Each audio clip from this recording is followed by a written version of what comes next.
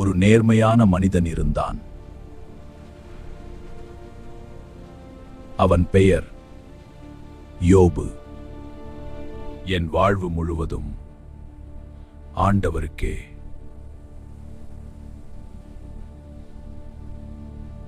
அவன் மிகுந்த ஆசீர்வாதம் பெற்றவன்.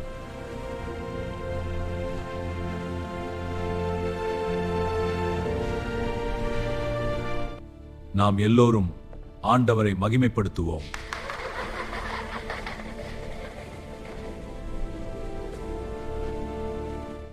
என் பிள்ளைகள் அறியாமல் பாவம் செய்திருந்தால் அவர்களை மன்னியுங்கள் ஆண்டவரே. என் தாசன் யோபை பார்த்தாயா?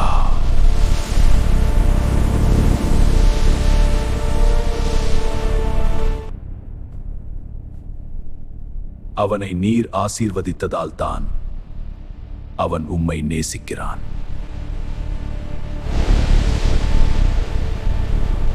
அவன் உயிரை மட்டும் காக்க, மற்றவை உன் கையில்.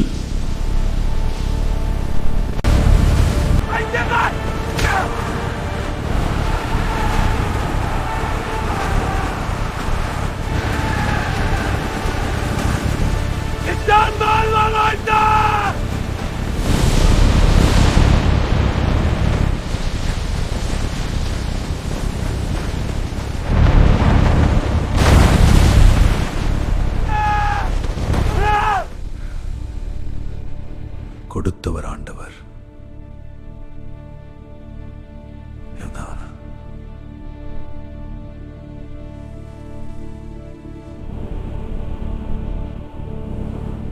அவனுடைய உடலை தொடுங்கள், அப்போதுதான் அவன் உம்மை மறப்பான்.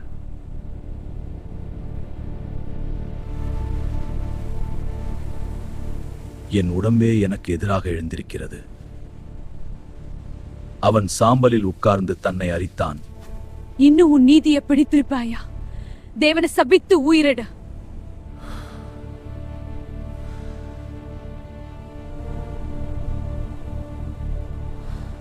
நாம் தேவனிடத்தில் நல்லதை ஏற்றுக்கொள்வோம், தீமையும் ஏற்கக்கூடா. ஏன் இந்த துன்பத்தை ஏற்றுக்கொள்கிறாய்? இது உன் நம்பிக்கை அழிக்காதா? என் நம்பிக்கை வலிமிகுந்தது. அவர்கள் அவனை அடையாளம் காண முடியவில்லை. அவரது வேதனை மிகுந்தது, வார்த்தைகள் போதவில்லை.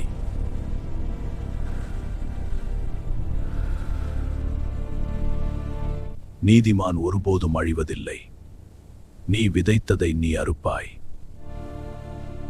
என் துன்பம் கடலின் மணலை விட கனமாக இருக்கிறது, அதனால் என் வார்த்தைகள் குழப்பமாக இருக்கிறது. தேவன் நீதியை வளைத்து விட மாட்டார். உன் பிள்ளைகள் பாவம் செய்ததால் அவர்கள் அழிந்தார்கள்.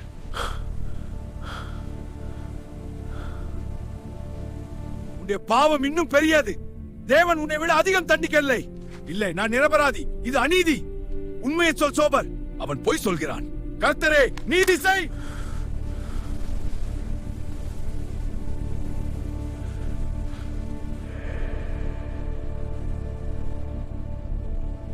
வானம் அமைதியாக இருந்தது.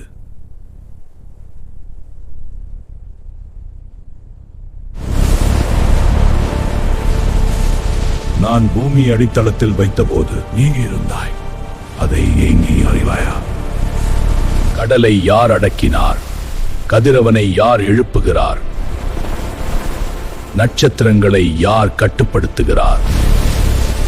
நான் சிறியவன், நான் என்ன பதில் சொல்லுவேன்?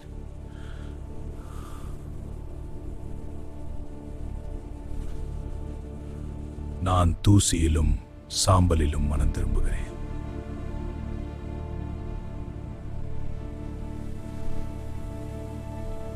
நீங்கள் என் தாசன் யோபை போல சரியாக பேசவில்லை.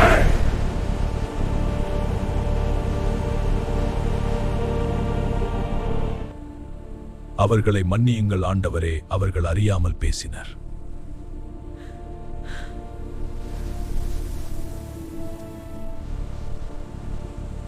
அந்த நாளில் இருந்து அவன் வாழ்க்கையில் மாற்றம் ஆரம்பமானது.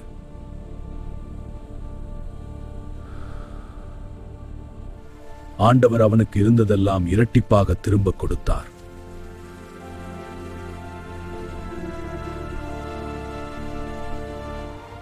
துன்பத்தின் இடத்தில் தேவன் ஆனந்தத்தை இரட்டிப்பாக கொடுத்தார்.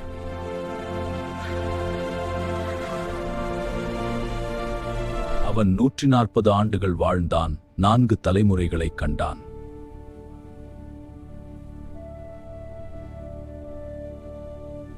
என் மீட்பர் உயிரோடு இருக்கிறார்,